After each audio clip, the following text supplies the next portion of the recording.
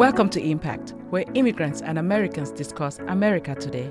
I'm your host, Pamela Anchang. On today's show, we will examine how immigrants in Hollywood have impacted American culture and society. With these awesome entertainers, Amy Shi, Chinese-born actress, producer, and model. Mr. Tony Tambi, a Nigerian-born, Cameroon-raised, US-based actor and filmmaker. Ms. Danae Grandison, writer, director, and award-winning filmmaker. All right, guys, welcome to the show.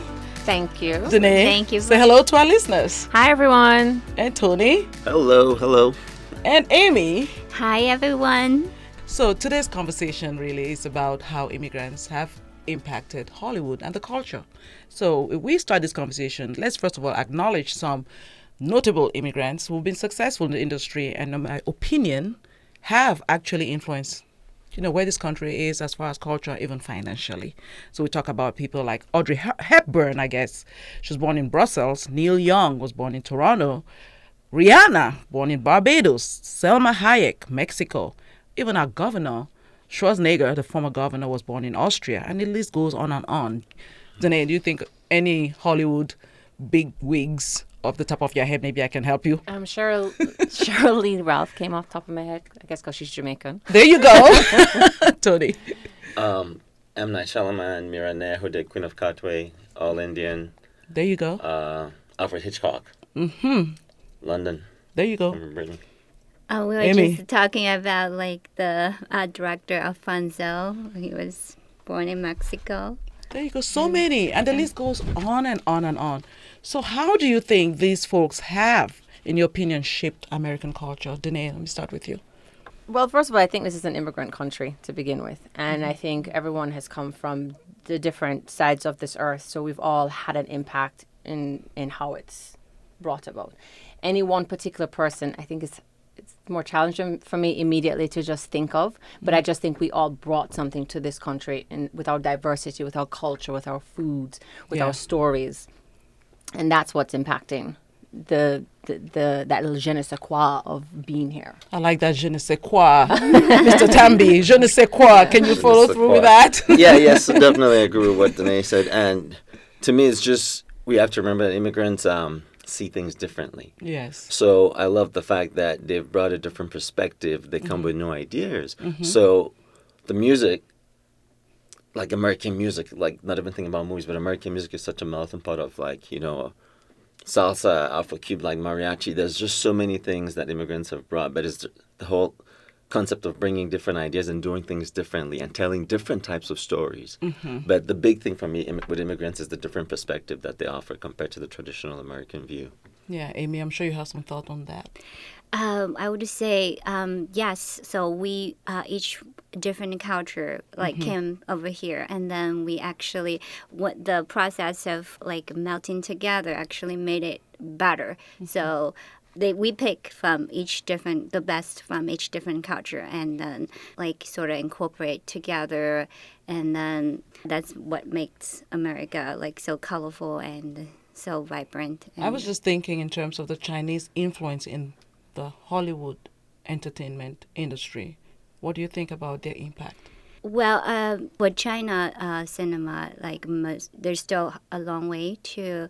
There are a lot of things for them to learn from Hollywood, but in the meantime, Financial backing. Right, financial backing, and then sort of also help make the Hollywood projects Absolutely. to be So, bottom line, if they're not impacting financially, they are doing it culturally and otherwise. Right. So let's shift gears after that. That's kind of like an overview of what immigrants in Hollywood can do or have done.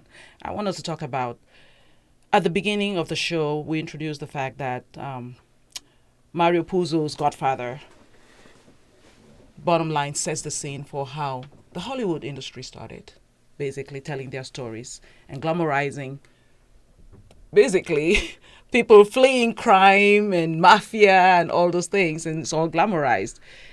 If we take it within the context of today, how is that different from what's going on right now at the border? I know we're here to talk about Hollywood, but this has something. It's about also the history of this country. The Central Americans who are fleeing, coming for the same reasons. Do you see that there is some stigma and double standard when it comes to how the different groups are treated? Tony, I'll give that to you. Yeah, it's definitely happening, and it's interesting to bring that up because it's always been the trend with America. The first settlers came, and I think they were Irish, and then later on, Germans tried to come in, Jews, and they're like, oh, the Jews are not good enough. And then the Jews came, and then Russians would try to come later on, and Italians, and they're like, oh, the Italians are not good enough. Yes. And then they came, and then black people were brought as slaves. And then when we tried to settle, they're like, oh, no, we don't want them here. They're not good enough. And now in today's world, like you have the Hispanic people coming, and you have more, like people coming from all over the world coming. And you keep hearing, oh, no, they are not good enough. But, like we said at the beginning of the show, America is a nation of immigrants. It certainly is. And it's been the trend. It's always, this group gets here and tells you, well, we're here now, and we're better than you who is trying to come. And hopefully it doesn't escalate more than it is, because this is a really sad situation we have at the border right now because of the current maybe regime or something like that. Administration.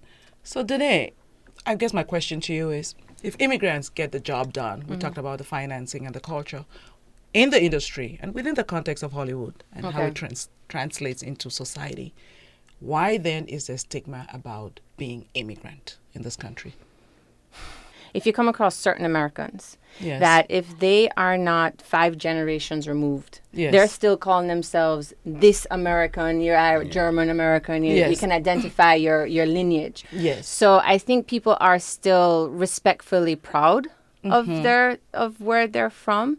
So I don't know if I would necessarily say that someone's not willing to admit. To own it? Yeah. At least I don't feel that way, and I guess you're asking the person. I'm like a proud Jamaican, so I walk and I'm fine with just identifying myself that way. So I don't feel like it's something I'd ever shy away from. Yes, I think the immigrants are not shy about being immigrants. Yeah, I think maybe is what is put upon them. Maybe, Tony, do you have a thought about that? About how how immigrants are perceived and maybe in the system. Yeah, I think there's always been that trend towards a more nationalistic movement from history. Again, like Second World War with the Jews, with the Japanese Second World War as well too, and later on in the 60s. And it always continues. Again, what's just making it worse now, like I think, is that current administration. Because once you start having policies that make it look like that tendency is okay, some people actually start to think it's okay. Yes. And I think that's the problem. Okay. That's the problem. But again, Hollywood and entertainment embraces immigrants. They love immigrants, because Hollywood is immigrants, really. It was built by immigrants. So, but unfortunately, it's typically once you have somebody who makes it look like, oh, this is okay, people start thinking, oh yeah, maybe they are a problem. Maybe they're a problem. Yeah, that's a very good point to make. So, let's talk about the award shows, the Grammys and the Oscars. Do you think they do a good job about portraying the stereotypes in the immigrant communities or not? Danae, for example, the Mexican will be portrayed as, and the blacks will be portrayed as thugs, and the white folks will be portrayed in a certain way. Is that helping to stigmatize the communities, basically? I guess we're still living in those stigmas, so yes. But at the same time, I'm seeing certain slight changes. Like this year, we had for the first time ever a female reggae artist nominated, and that was a big deal for us, and I think even for the industry. So, and they're also, when they're looking at reggae music, it's not just dance hall. They're really opening up to just the range of what's coming out of Jamaica. So I think there is change happening. Okay, I'm being very particular. I'm sorry, Tony. Yeah, there's change, but there's still a long way to go. There was a recent study that was done that found out that TV shows in particular, movies have kind of improved a little bit, but TV shows in particular typically portray immigrants as less educated and criminals. Yeah. But I feel as if that is actually changing. When you look at the shows that are coming out, like Queen Sugar, when you look at even that other show that's on OWN, the Greenleaf. When you look at Blackish, like these are now a more well-rounded perspective on the black community. We're no longer just like boys in the hood. Definitely. Right? So I do think change is happening. There is far more, even like Black Lightning. From Black Panther to Black Lightning to Luke Cage, we're having superheroes. So I think things are happening, and that there's more of that content. And you're even feeling it with even on Grownish, you have that, you see the dynamic of the race makeup of those kids.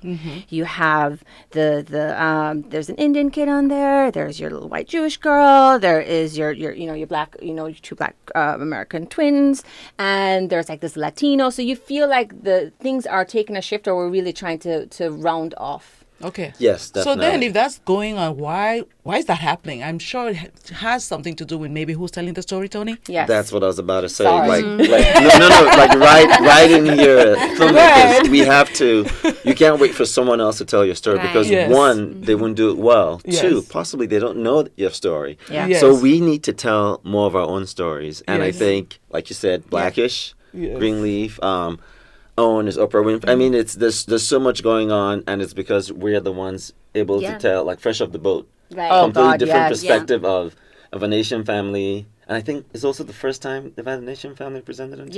Yes. Yes. That Didn't was Margaret like- Cho used to do a comedy, a sitcom? Maggie Cho. They had this show. Remember Maggie?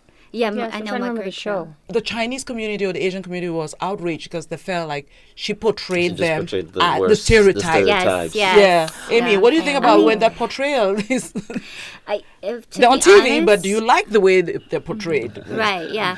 To be honest, I'm very optimistic about like the trend. Like, it's more diversified. It's more like getting, as was saying, like, because filmmakers or like the show creators, they are more diversified. So they start to telling their own story from their own perspective instead of, it's all like very exclusive, like for certain type.